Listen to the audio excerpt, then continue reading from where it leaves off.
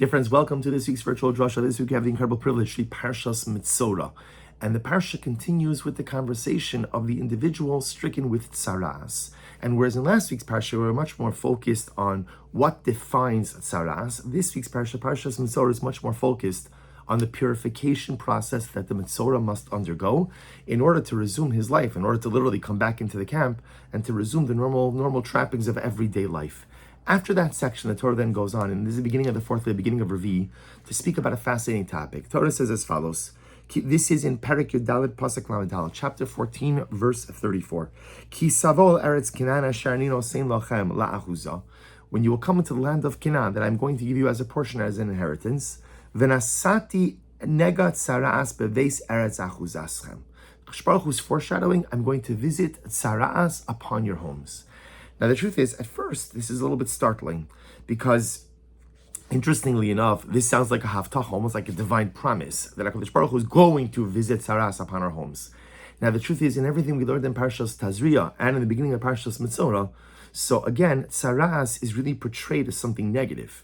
Tzaras is the result. Remember, tzaras is a physical manifestation of a spiritual illness. There's something broken in my life. There's something broken inside of me. And as such, tzaras is there. It's a punishment, but it's a rehabilitative punishment to get me to really think about how I'm living and what I'm doing, and in essence, to course correct. And here HaKadosh Baruch Hu says he's going to come to Eretz Yisrael, and I'm going to visit tzaras upon your home. So of course, Rashi HaKadosh explains that no, this tzaras is different. This tzaras is a bracha. This tzaras is a blessing. As Rashi explains that as the Jews were making their way towards Canaan, the nations of Canaan got all nervous, and they began to hide their possessions, their bounty, their treasure in the walls of their home.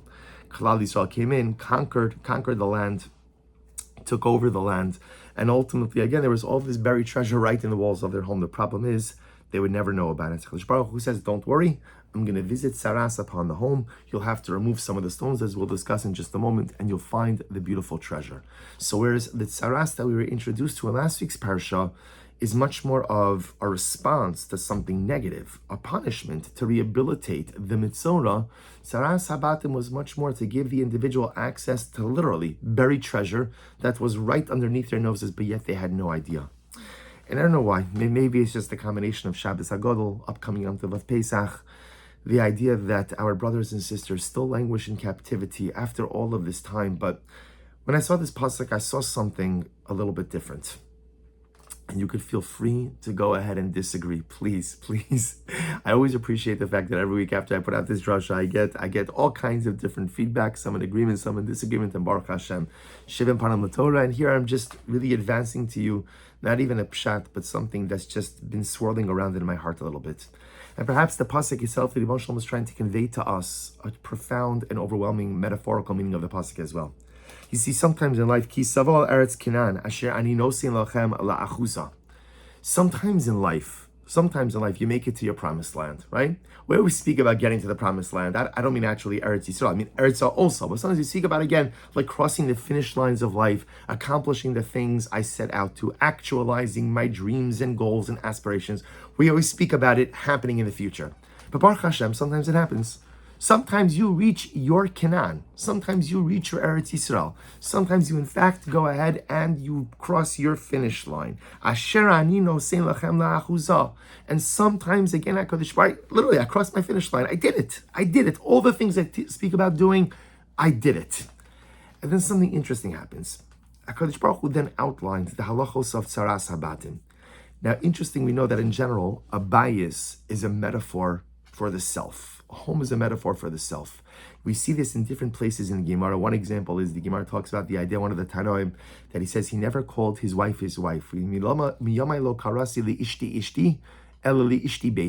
called my wife my home. Now, of course, that's a beautiful marriage metaphor, but it's also a metaphor for a human being. A human being is very much like a home. There's multiple layers. There's multiple levels. There are things you see. There are things you don't see. You know when you have company over at your house, there are certain doors you keep open and there are certain doors you keep closed, either because it's messy or just because whatever, it's a little bit more private part of my home. Man is very much like a home. There are visible parts, there are hidden parts. There are different layers of complexity. There are parts of the home that are finished the way I want them to be finished, and then there are spaces that are unfinished, and then there are other spaces that are absolutely in a state of disrepair. So sometimes you make it to your promised land. Sometimes you make it to your Canaan. Your dreams are actualized. Your goals and aspirations realized. The finish lines have been crossed. But yet, I just don't feel the sense of happiness. And I don't feel the sense of fulfillment that I thought I was going to feel. Why am I not happier with my achievements? And why am I not happier with the things that I've accomplished in life? What is it? And however, I think we all experience this in different ways at different times, where when I look at my life on paper, I should be doing proverbial or maybe even literal backflips. Everything that I have. And if I have so much, not everything, no one has everything, but I have so much, so why don't I feel a sense of contentment? Why don't I feel a sense of accomplishment? And so HaKadosh Baruch Hu says, there's something wrong. There's tzara'as in the bias. Because something's off. Something's off. You know, it's kind of like to give you a mashal. You know how like a person can have every single bracha in the world. If you get a migraine headache, it doesn't have to be a migraine, it's just a splitting headache, right? I literally nothing in the world matters at that moment. I just need to lay down, take my medication, do whatever. I imagine somebody comes over to you in the middle of a migraine and they say, oh, you know what? I know you have a migraine, but you have such a beautiful mishpacha, and you have parnasa, and you have refuah, and you have gesund, and you have everything.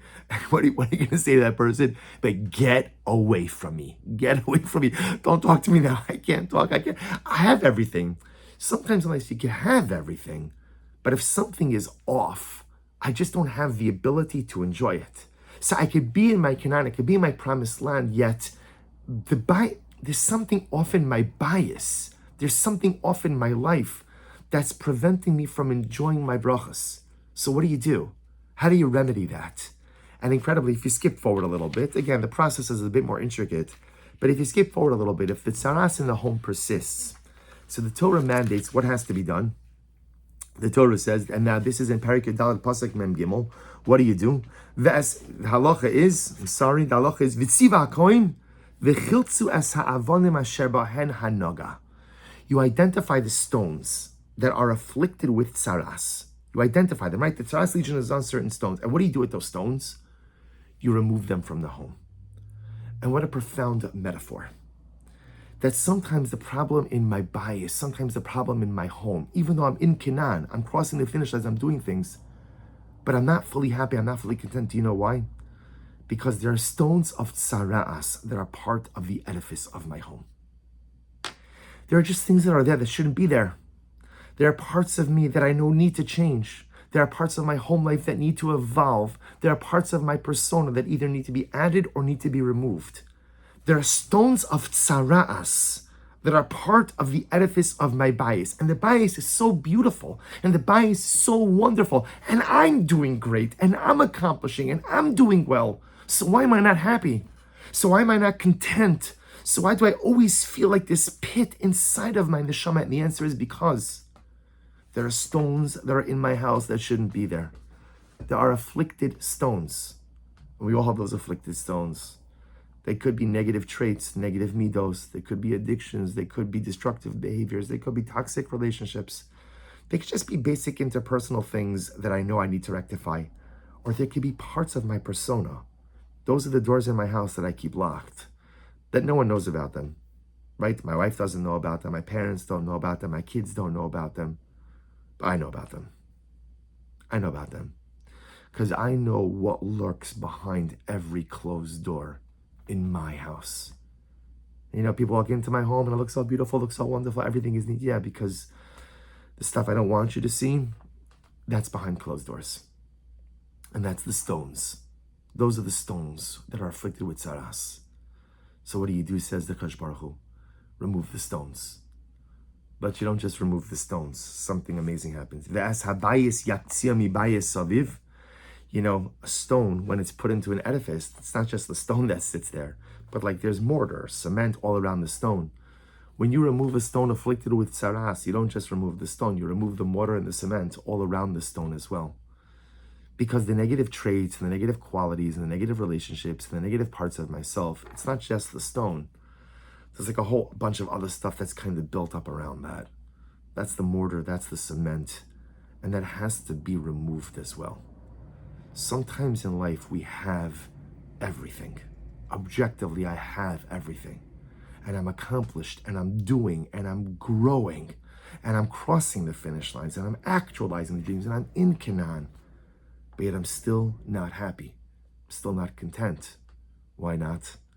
Because there are tsaras, stones in my home, that have maybe been part of that personal or familiar or life edifice for such a long time. And as long as they're there, you keep painting over it, or you can keep closing the door to those rooms, so no one else will ever know about it, but I know about it. And because I know about it, that weighs on me, that weighs on my heart, that weighs on my soul, and that prevents me from feeling happy, and that prevents me from truly feeling content. And Chaver, that's the message of Parashas Metzorah.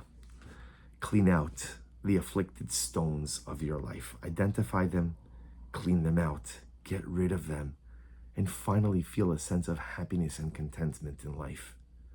And what better time to engage in this avoda than Shabbos HaGadol, than the Yom Tov of Pesach Haba Aleinu L'Tova.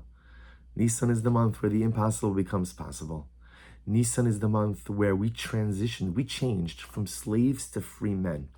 Nissan is the month where if you want to affect change within yourself, you have the ability to do so. It's the easiest month to affect change because it is the month where the most dramatic change has ever occurred. All you need to do is want it. Well, I take it back. You need to do more than want it. You have to be willing to roll up your sleeves. You have to be courageous enough to open the doors that you've kept shut all of these years. You have to be brave enough to acknowledge that there are afflicted stones in my house. And then roll up your sleeves. Take out the hammer and chisel. Say, you know what? I'm done. I'm done with the closed doors, and I'm done hiding from myself. I'm done hiding from everyone else. I just want to be Tochel Kippur. I just want to be complete. I just want to be whole. I just want to be happy. I just want to be content. Take the stones, take the grout and the cement and the mortar all around it, and chuck it. Just get rid of it. Just throw it out. And imagine, Chaver, if we do this, how much lighter we will feel, how much happier we will feel, how much more sense of a contentment, and how much more we will be able to appreciate all of the brachos we have. We're already, many of us, Baruch Hashem, are already in Canaan. So many of us have already reached the finish lines. There are always more finish lines. But if we just find the courage to remove the tsaras in our homes, in this month of miracles, personal and national, there is no telling what we can become. Wishing everyone a good Erev Shabbos, a beautiful Shabbos Kodesh, and halavai we should be Zochem Yirtzeh Hashem to experience personal geula and national geula in this beautiful month. Amen.